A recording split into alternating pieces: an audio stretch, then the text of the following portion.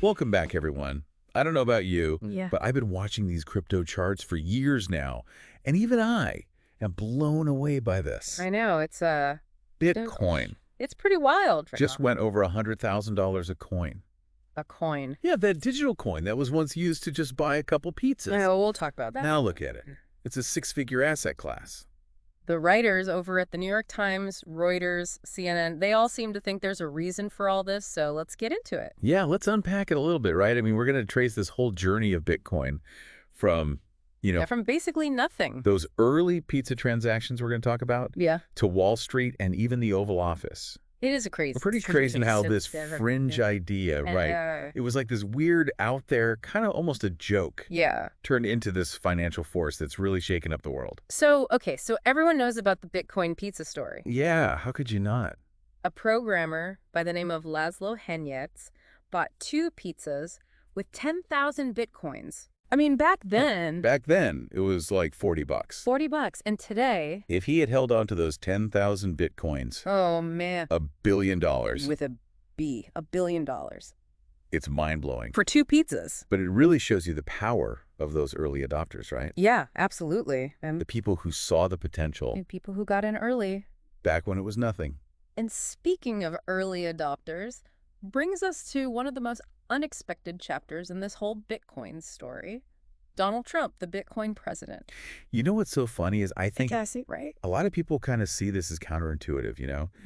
You have this system that's built to operate outside of the government's control, Totally. but now it's like booning because a politician is like embracing it. Yeah, it's ironic to say the least. That's weird. But when you dig into these articles, you start to see how It makes sense. it all kind of makes sense. Yeah. Remember when Trump was on the campaign trail? He was very vocal about crypto. Oh, yeah. He was very pro-crypto. That's so pro-crypto. Remember all those promises of a national Bitcoin stockpile? Yeah. Remember that time he bought burgers with Bitcoin? Yeah, that was all over the news. It was everywhere. He really put his money where his mouth was, right? He did. And the markets reacted, those Yeah. post-election price spikes, remember? Yeah, they were huge. It's clear that, at least for some investors, Trump's endorsement really resonated. Yeah. It wasn't just talk, though, right? Yeah, I mean, he made some moves. He made concrete policy moves, Yeah. like appointing Paul Atkins to head up the SEC. That was a huge deal. That was a big one. Atkins is way more crypto-friendly than the previous chair, Gary Gensler. Right, and that CNN article even mentioned how all these crypto super PACs Oh, yeah. poured millions of dollars into supporting candidates who were pro-crypto, including those who backed Trump. We're all in. Yeah, they really saw this election as a make-or-break moment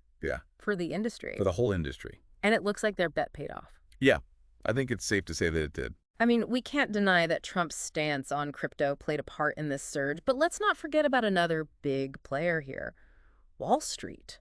Yeah. For years, they were so skeptical. Only they hated it. They hated it. Yeah. They just dismissed it as a fad. A bubble. Yeah.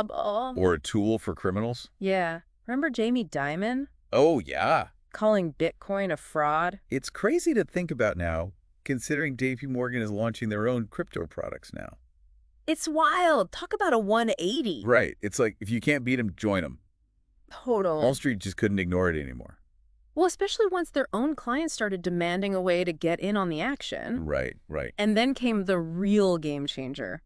Okay. The SEC's approval of Bitcoin ETFs. Yeah, what happened then? The floodgates opened. It wasn't just about the money, though. Right. This wasn't just like your typical tech bros playing around anymore. This was BlackRock. This was the big leagues. Fidelity, the big guys, right. So what does that tell you about where Bitcoin is now that you have these players at the table?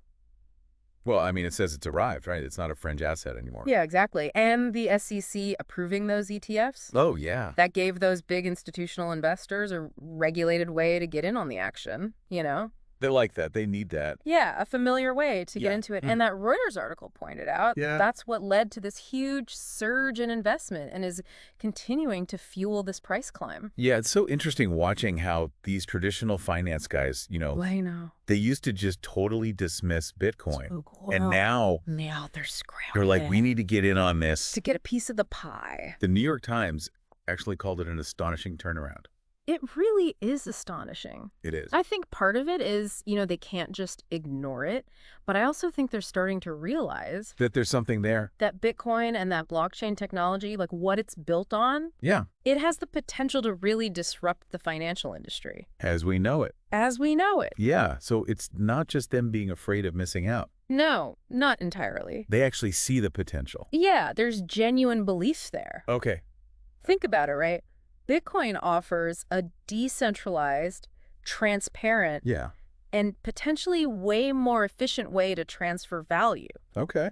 I mean, that's a pretty attractive thing, especially these days when people are distrustful of these big institutions. That's a really good point. So, yeah. But I mean, okay, so even with Wall Street on board now, we still have to acknowledge that Bitcoin has its critics. Totally. It's not all sunshine and roses. Right, and the environmental impact. That's something these articles bring up a lot. Yeah, the energy it takes to mine Bitcoin is significant. It's huge. It's something the industry really does need to address. Yeah, but there are people who are trying to make it more sustainable, right? Yeah, absolutely. Like using renewable energy and things like that. Yeah, there's a growing movement towards those sustainable mining practices. Okay, so that's encouraging. It is encouraging. It's not just about the energy, though, right? I mean, Yeah. there's still that whole issue of, To cure. yeah, Bitcoin being used for cybercrime. Yeah, like those ransomware attacks. Yeah, the New York Times really went into that. Yeah, and it's a valid concern, for sure. But they did say that the amount of Bitcoin being used for these crimes has actually been going down, Yeah, that's right. like in recent years. Yeah, according to Chainalysis, Oh, are they? they're a crypto forensics firm, Okay. and they track this stuff, and they said the amount used in those ransomware payments, Going down. it's dropping, That's good. which is a good sign, but it's still something we need to watch. Yeah. We need better security and more law enforcement, stepping in. It does seem like there's a real push to address these issues, like I think so. both the sustainability and the security side. Yeah, I think so too. The fact that we're having these conversations, it shows that it's It's maturing. maturing. Yeah, it's being taken seriously. Yeah. It's becoming a legitimate thing. Exactly. So one of the articles Yeah. actually quoted Mike Novogratz. Oh, yeah. What'd he say? He's the CEO of Galaxy Digital. Right. And he said, we're witnessing a paradigm shift. That's a big statement. What do you think he means by that?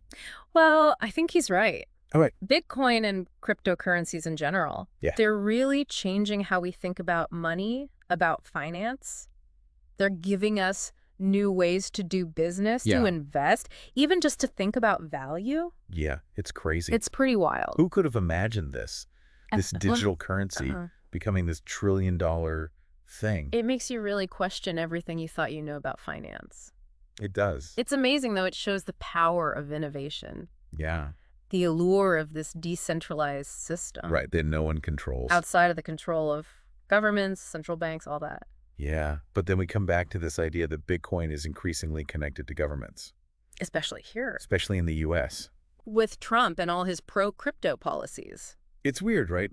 Bitcoin was designed to be this thing that's free from government control. I know. It's almost like And now it's like, weird ox. yeah, its future is tied to these entities that it was literally built to avoid. It's very complex, that's for sure. It really is, and I'm curious to see where it all goes. Me too. It's definitely a story that's still being written. Yeah, absolutely.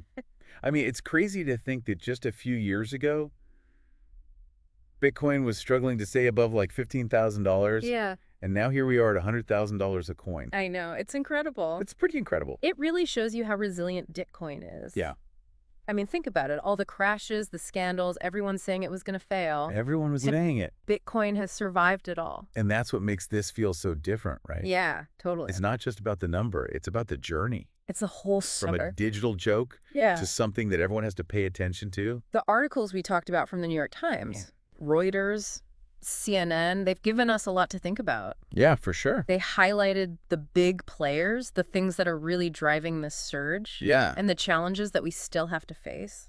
From pizza purchases to Bitcoin ETFs. It's been a wild ride, It has been a wild ride. but it's clear that this is not the end. It feels like just the beginning. This is like a launching pad for what's to come. Yeah. It's crazy we're seeing technology, finance, and politics all colliding in this crypto space. Yeah. It's like this giant experiment playing out in real time. And it's affecting all of us. And we don't even know what the implications are going to be, really. We have no idea. I mean, Mike Novogratz is out there saying it's a paradigm shift. Right. But other people are like, hold on, this thing is still super volatile and there are all these challenges. Yeah, you have both sides. But that's what's so cool about it. It's still evolving. There's so much potential. There really is. One thing's for sure, though, Bitcoin's not this fringe idea anymore. It's a force to be reckoned with. Yeah, and it's making everyone pay attention. Everyone. It's been great talking about all this with you. Yeah, me too. These articles have really given us a deeper understanding of this whole thing. Yeah, for sure. Bitcoin hitting $100,000, what it means for the future of finance. Yeah, absolutely. I mean, we talked about the Trump effect, Wall Street getting on board, how the regulations are changing, and the challenges that we're still facing. Right. We tried to give everyone a balanced view of what's going on in the crypto world. Because that's what we do. That's what we do. We want to help you guys navigate this crazy world. It's true. Before we go, Yeah. I know you have one last thought for our listeners. Yeah, I just want everyone to think about this. Bitcoin was created to be decentralized. Yeah. Free from government control. Right. But we're seeing more and more governments getting involved. Especially the U.S. Yeah, so can it truly stay decentralized? That's the question. Or will it just become like any other asset, controlled by the same forces that control traditional finance? Right. That's a great question. It's a tough question. It is. But it's something to think about as Bitcoin keeps going on this crazy journey. Yeah, absolutely. So much to think about. It's so much. But hey, that's it for today. That's all we got. The crypto world is constantly changing. We'll be back to help you guys make sense of it all. We'll be here. All right, everyone, hit subscribe, turn on notifications so you don't miss a thing. Until next time. Stay curious.